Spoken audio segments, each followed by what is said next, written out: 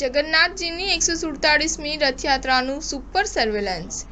Helium એરોસ્ટેટ ડ્રોનથી 300 મીટરની ઊંચાઈથી 5 kilometre એરિયામાં બાજ નજર રખાશે। ઇઝરાયેલી ટેકનોલોજી પોલીસની તાકાત બનશે। અમદાવાદ શહેરમાં 7 જુલાઈ અને અષાઢી બીજના રોજ ભગવાન જગન્નાથની 147મી રથયાત્રા નીકળશે। ઓડિશાના જગન્નાથપુરી બાદ દેશની બીજા નંબરની સૌથી મોટી રથયાત્રા અમદાવાદમાં નીકળે છે। રથયાત્રામાં માત્ર અમદાવાદીઓ જ નહીં, બીજા રાજ્યો સહિત આસપાસના શહેરો અને ગામડામાંથી પણ હજારો ભક્તો જોડાય છે। ત્યારે સંવેદનશીલ વિસ્તારોમાં ચુસ્ત પોલીસ બંદોબસ્ત ગોઠવી દેવામાં આવશે। આ વખતે ભારત-પાકિસ્તાન બોર્ડર પર સર્વેલન્સ માટે ઉપયોગમાં લેવાતું ઇઝરાયેલી ટેકનોલોજી હિલિયમ એરોસ્ટેટ બલૂન રથયાત્રામાં વપરાશે।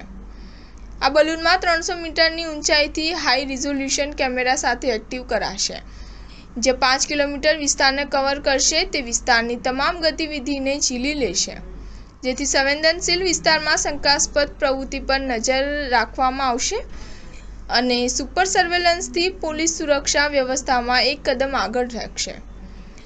અમદાવાદ શહેર પોલીસ કમિશનર GS મલિકે જણાવ્યું હતું કે શહેરમાં આ વખતે હિલિયમ એરોસ્ટેટ ડ્રોનનો ઉપયોગ કરવામાં આવનાર છે, જેને એજન્સીઓ પાસેથી મંગાવવામાં આવી રહ્યું છે। સામાન્ય રીતે સરહદી વિસ્તારમાં તેનો ઉપયોગ થતો હોય છે।